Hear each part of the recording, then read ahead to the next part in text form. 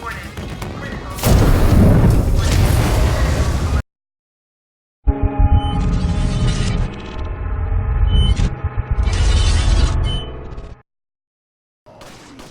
and welcome back to the horror of video games. Today I'm talking about Resident Evil 4 again.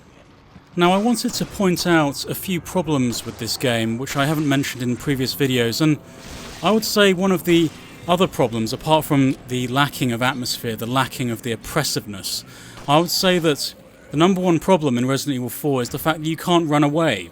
You're fighting in designated zones. You have to fight through this zone and kill everything in that zone before you can move forward. However, in Resident Evil Remake, because of the nature of the level design, it was an option to run away. It was always an option to go through a different corridor or double back on yourself or go through a different route.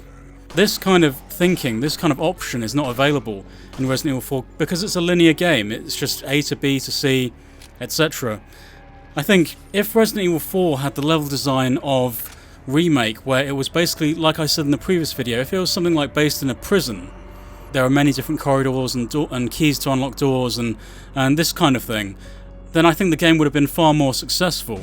But what we're left with in Resident Evil 4 is this very linear campaign going from one place to the next, and it's too simple, really. The level design is too straightforward, really. And I think probably the best bit in the game is in the village to start with, and where it does have that kind of circular feeling to it, but once again, that arena is trapped within a designated zone, and you have to kill everything in the zone to move forward, and I think this is one of Resident Evil 4's greatest problems.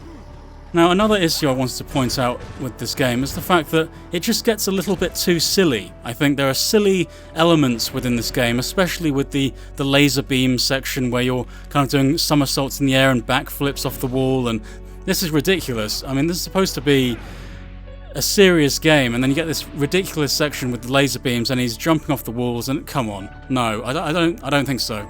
And then you've got the jet ski escape section, and then you've got this weird one-on-one battle with Krauser, and it's just, no, I'm afraid that these elements in the game really spoilt it for me. It took away from the seriousness.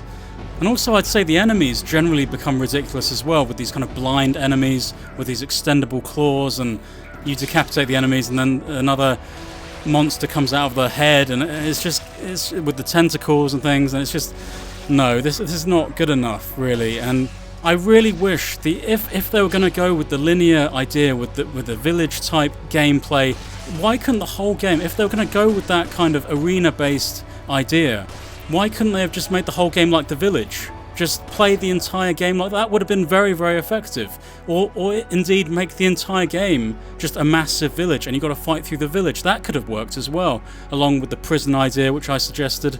But what we're left with is this very, very straightforward game which just goes forward all the time. There's no backtracking, there's no option to run away, and I think with horror that's a really, really big problem.